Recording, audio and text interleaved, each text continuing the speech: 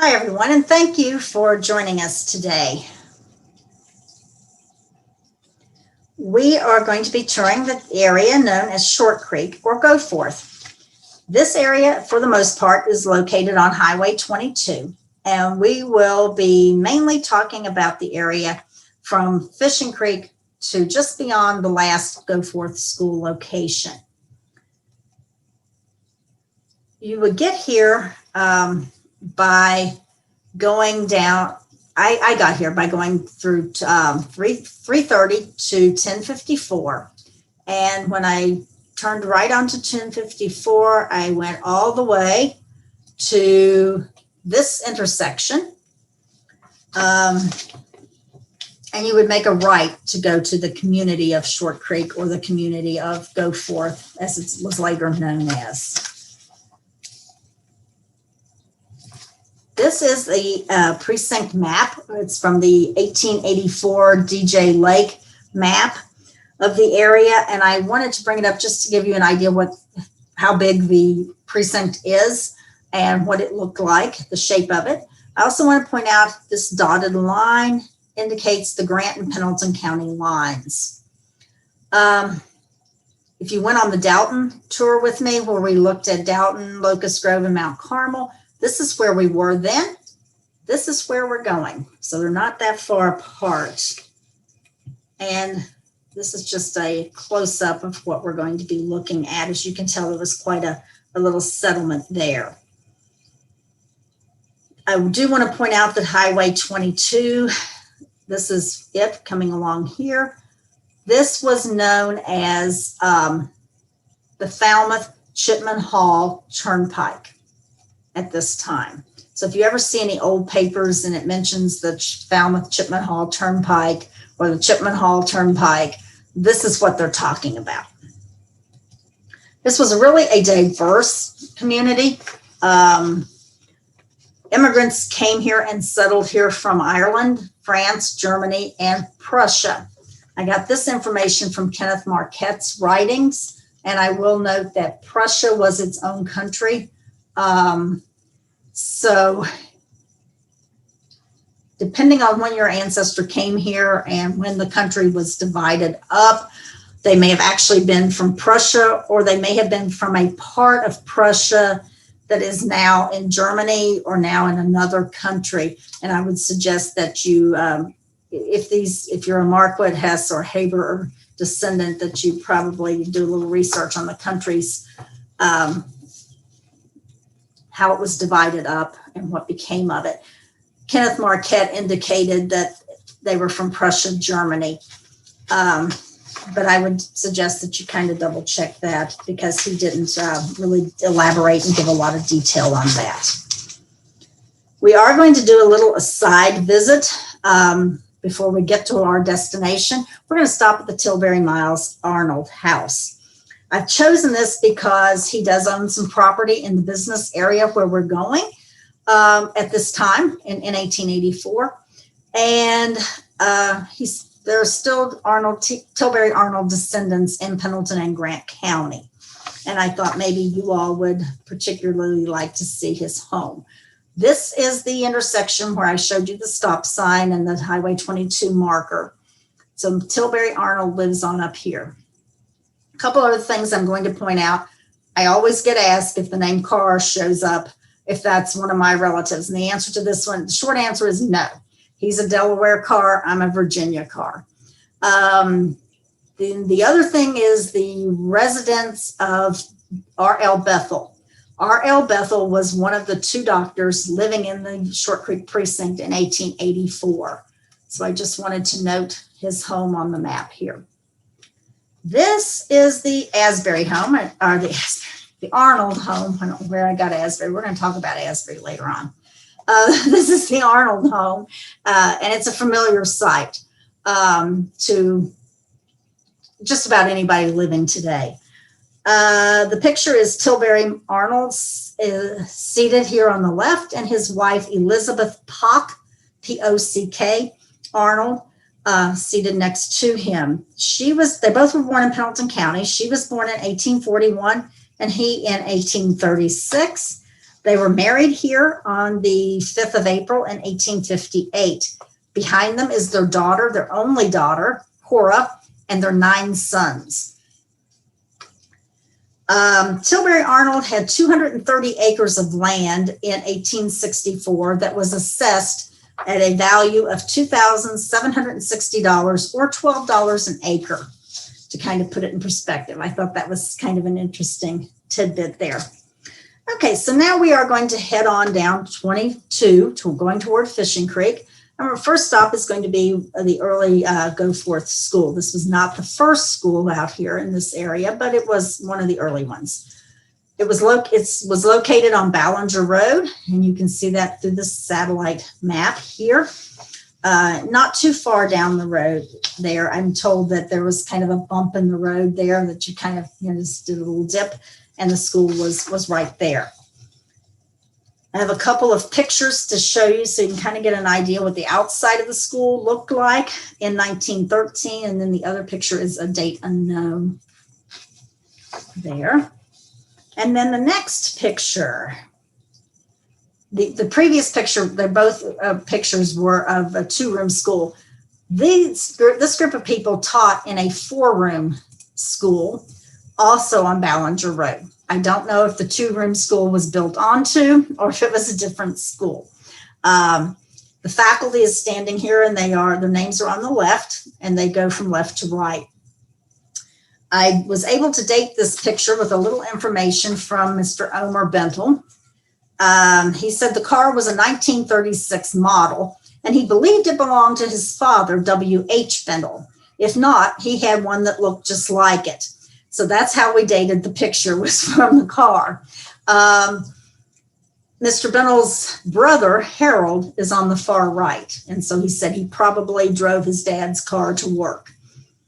Mr. Bentel, Omer Bentel, entered the 1st grade here in 1936, and Pansy Brown was his teacher. So she was the 1st grade teacher in this school. That's her right here in the center in the light colored outfit. Next to her, the tall gentleman, is Palmore Lyles. He was the principal of this school. He lived at Morgan. He also taught at Morgan and was, I believe, a principal there at one time. Okay, we will turn around here, go back out Ballinger Road, make a left. Okay, we're not moving there. To the Short Creek Baptist Church.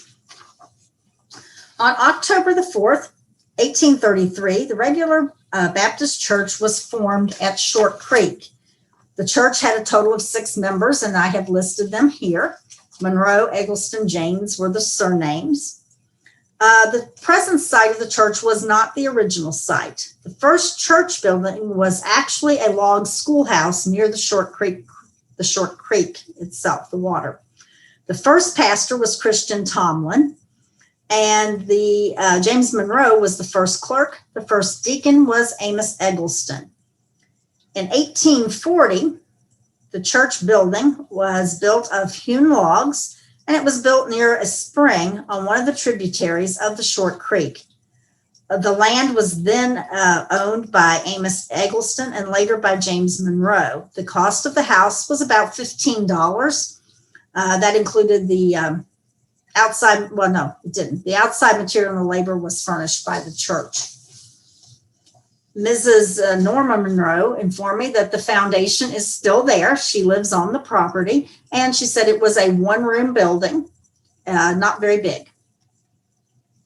Then the church moved to this location where it is today at some point after that. As I already said, Christian Tomlin was the first pastor of the church congregation. William Myers and Amos Eggleston rounded out the first 3. The others are not enlisted in any order, but they preached at some point in the 1800s. I think Mr. Arnold was after the Civil War, during the Civil War. So I went pretty much through the 1800s on that, but they are not in any certain order. In 1851, the church located to land that was near the present site. That building was also made of hewn logs, and it cost about $75. The location was possibly in that curve. At one time, the church did have a location there in that curve as you head toward Fishing Creek. However, in 20 years after this, Alfred Riley deeded land to the trustees of the church. And I'm not sure if another building was built at that time or not. I couldn't really find a lot of information about the 1871 property. So if you know, I would like to hear. On May the 5th, 1908, the church was struck by lightning and it burned to the ground. They had no insurance and it was a total loss. I'm just going to click through some pictures here as I continue to talk a little bit about the history. It is a beautiful area. When the church burned, they met in the meeting hall that was owned by E.E. Ewing. And we will be visiting that area in just a few minutes. The members raised enough money to build the present building. And on May the 23rd, 1909, the new building was dedicated. In 1941, this church joined with the Baptist Church at Turner Ridge, and they hosted their first vacation Bible school at the Goforth School.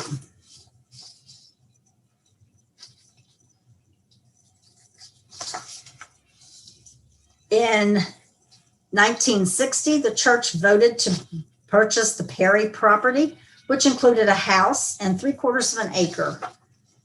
The house was used as a parsonage. And in December of 1962, the parsonage was destroyed by fire. The church voted to rebuild it in 1963. And this time they built a red brick building with a full basement in it. In 1980, the church voted to remodel. And in 1983, they approved their plans for an addition and to install a baptistry in the building. The church has an incredible and a long history. I just kind of hit the highlights here. I will post in the link, a link in the comments on our YouTube station where you can go to the Pendleton County Historical and Genealogical Society's Red Roots webpage and get more information on the church if you're interested in that. So we'll move on down toward Fishing Creek again, and we're going to be in that curve. We're going to talk a little bit about Alfred Riley. As I already mentioned, he deeded some land to the church in 1871. He lived on what I call the corner of Highway 22 and Fishing Creek, right here, where it says Rachel Riley. By 1884, he was deceased, and she was the owner of the property here. Alfred Riley was born in Campbell County, in that part that's now Kenton County, in 1807. And he married Rachel Wiggins in Campbell County in 1833.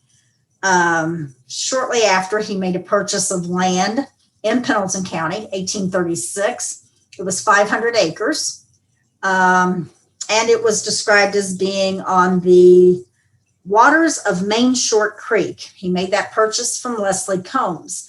But the family didn't come here until 1850, and they settled in Callensville at that time. Then by the 1870 census, they have moved to Short Creek on this land that consisted of 240 acres.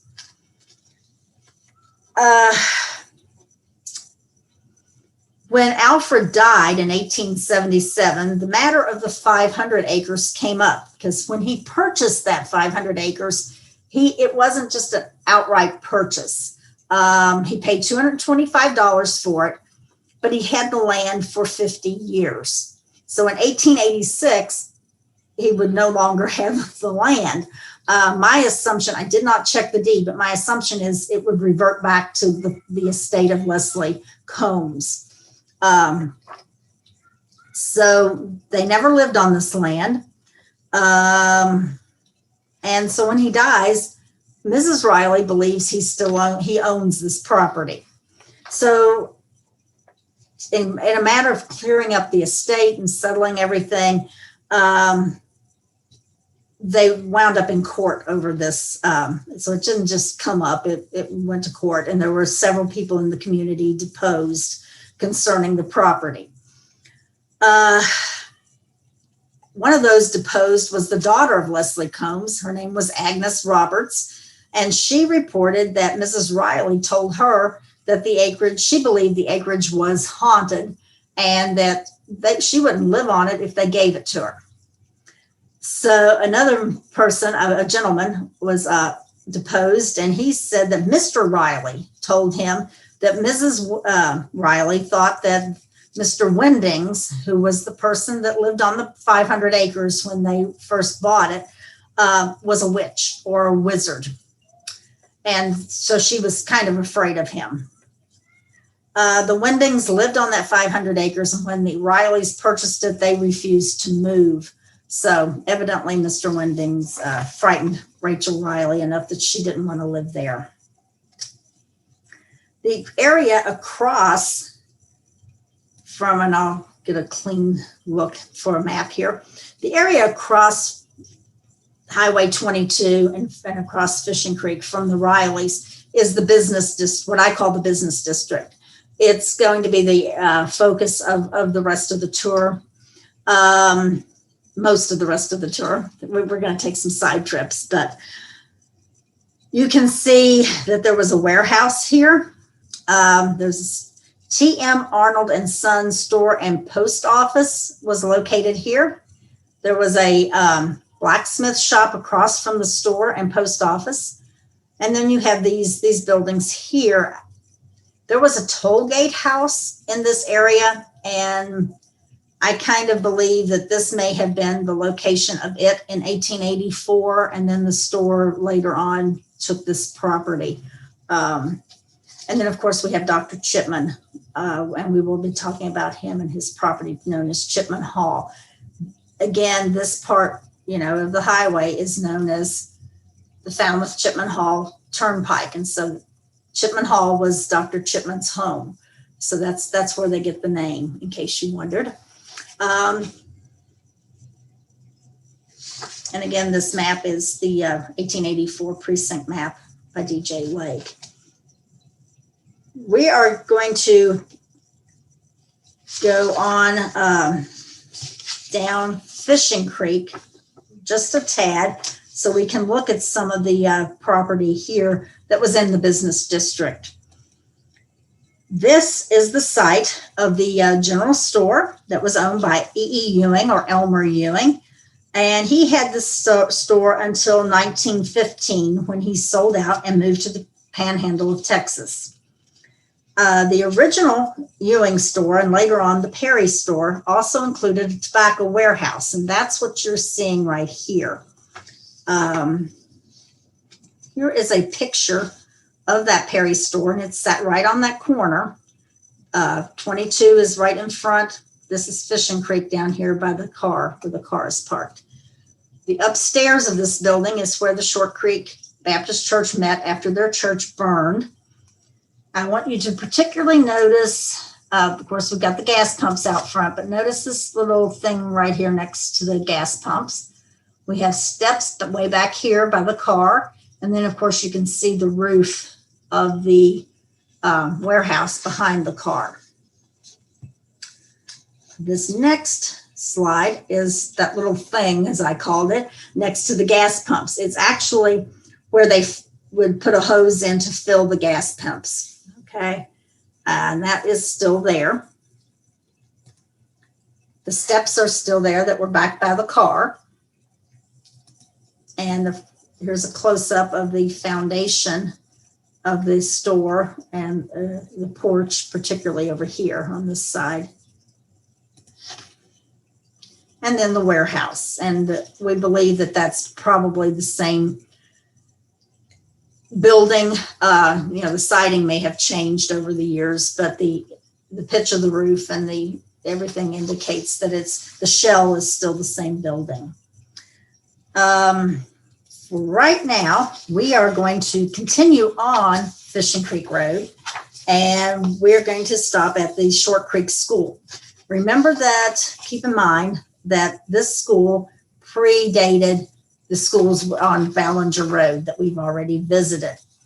The next segment is going to consist of 3 stops, and Steve Jenkins is going to be our host. Steve is a lifelong resident of the Short Creek Precinct. He's a descendant of the Cram and the Poor families who also came from this precinct. And he's going to talk about this school, and then we're going to come back and go down McNay Road, and we'll stop at some interesting sites with Steve there. Okay. Do you know what the name of this school was, Steve? This was Short Creek School. This was the Short Creek School. Okay, and there we see some of the foundation here. There's a tree knocked over it. But we'll zoom in on the rocks. I think it was a 2-room school. Okay. Yeah, it was a little bigger than that. And we are on Fishing Creek Road. And if you can look back through the woods there's more rock, probably more foundation there.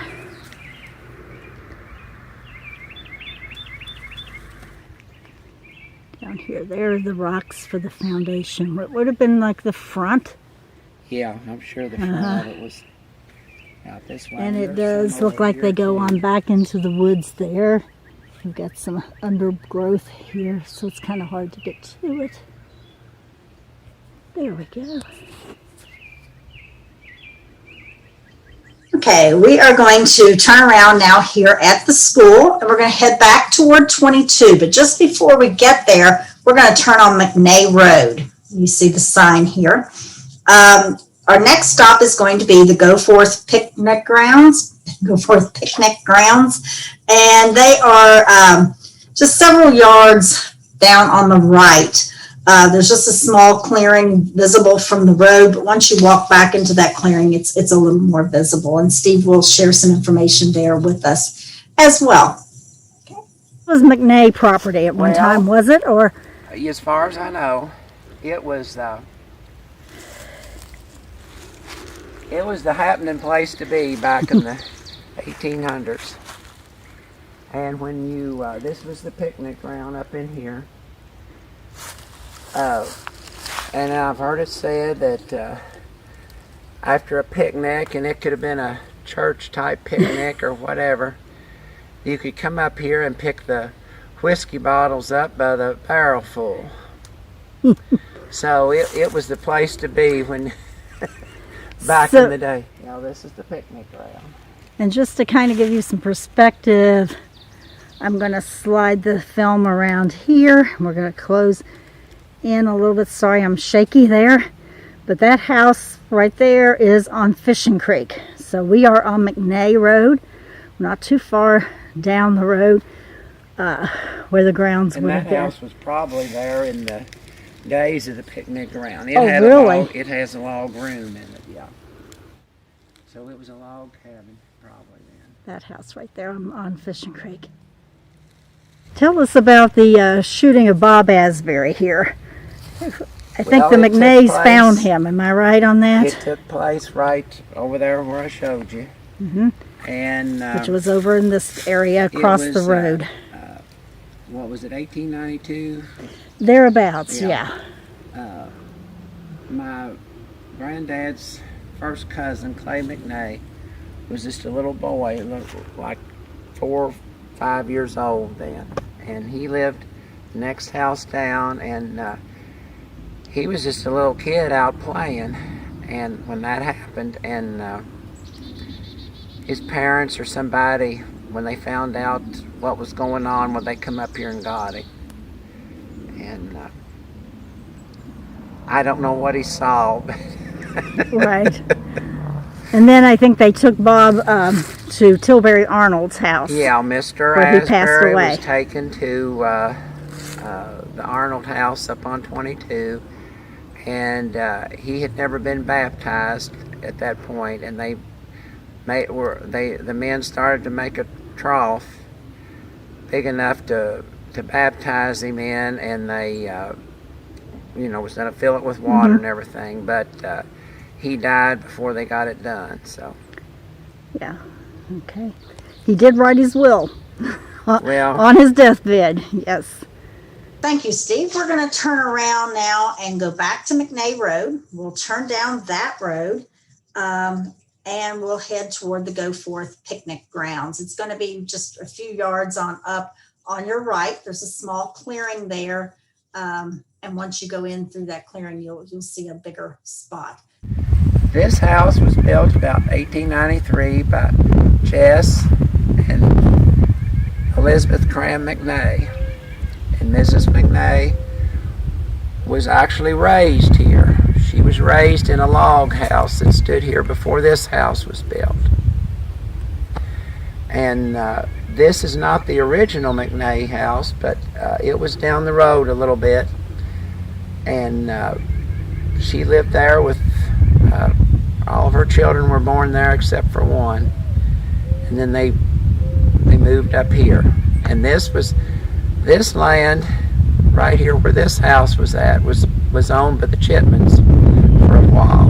Is that Dr. Chipman? Dr. N.B. Chipman, Noah B. Chipman, and his wife.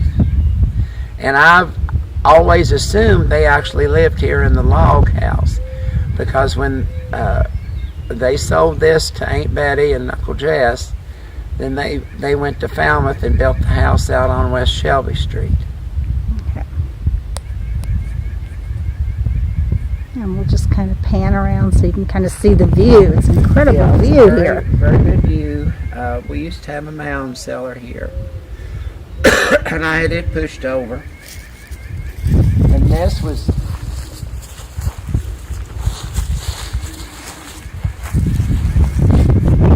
Mrs. McNay's father had a slave. He lived here. Aunt Rose was her name. And when the slavery was abolished, Grandpa Cramp took her to Morgan and put her on the train, and she went to some of her children's house.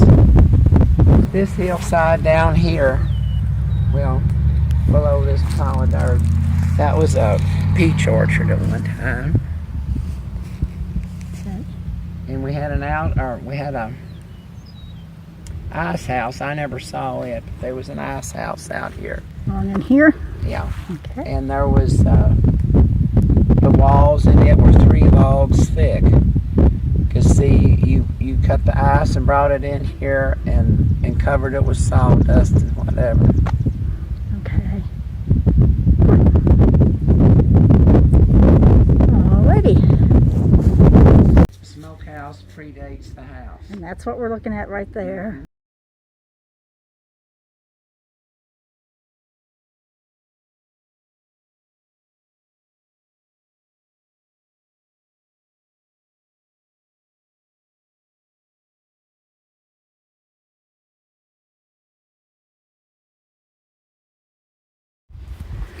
Okay, you're going to tell me about the garage, right? Well, the garage was possibly the home of the first automobile licensed out in the county, in Pendleton County. Now, there were some in town, but the year was 1908, and he had the first one that was licensed out in the county. Now, he was Jess McNay. Jess McNay. Or Okay. JT. Sometimes they called him JT. Okay. I think his name was Jess Thomas. But that was the garage. And then the other building there we always called the granary. It had a scale in the driveway, and you could weigh grain, and then there was the little room in the back was for small grains like wheat or whatever, and it was all walled up with tongue and groove lumber on the inside. And then they kept corn, I think, in the front part. We really appreciate Steve doing this for us. We're going to turn around. As I said, we would turn around at the end of that slide, go back out McNay Road, make a left on Fishing Creek, and go up to the corner there. We've already talked about the shops and the blacksmith shop being here as well. So we're back to this area, and we are now going to move on to Chipman, what is called Chipman Hall. But before we do that, I'm going to kind of give you a little perspective about where this all is located. The left side, you can see the Short Creek Baptist Church back here in the corner. Okay, this is the curve that one of the buildings would have been built in. The road didn't quite curve like this at that time. So it was probably actually sitting a little bit on the road. In the second picture, I'm actually facing the other way. You can see the wall here that would have been part of the Ewing and Perry store. Chipman Hall would have been back up here on this rise here at the kind of the top of that little hill. Okay. This picture is of Dr. Noah Chipman. As I kind of pointed out his about where his residence was. His doctor's office was located next door in a separate building. He was born in Grant County and educated in the local schools there. Then he was sent to Lebanon, Ohio for high school and normal school. And normal school was just simply the forerunner of the Teachers College. He studied medicine and surgery at Cincinnati College of Medicine and Surgery and graduated in 1876. Shortly afterwards, he began his practice here in Goforth, and he remained here for about 12 years before he relocated to Falmouth, and that would have been about 1890. His home in Falmouth is still standing, and it's located on West Shelby Street. When he was in Falmouth, his office was in the Masonic building. So about the time he went was about the time the building was open for business. He would have been on the second floor, the first floor being retail space and the third floor being a meeting hall. His wife was the former Nanny Wadsworth, who was a Short Creek native. The Chipmans had 5 children, and their oldest son was also a doctor. M.B. Chipman was a tobacco dealer for over 25 years. He was the president of the Old Tub Fowler Distillery in Falmouth. He was one of the directors of the Citizens Bank at Falmouth, and he served in the Kentucky State Legislature for 4 years, beginning in 1909. He represented the 26th district that was made up of Pendleton, Bracken, and Grant counties at that time. When he left to go to Falmouth, Dr. McMillan came to Short Creek, and after he left, and he went to Covington, by the way, Dr. Ellis came in, and he practiced at Short Creek until he relocated to Williamstown.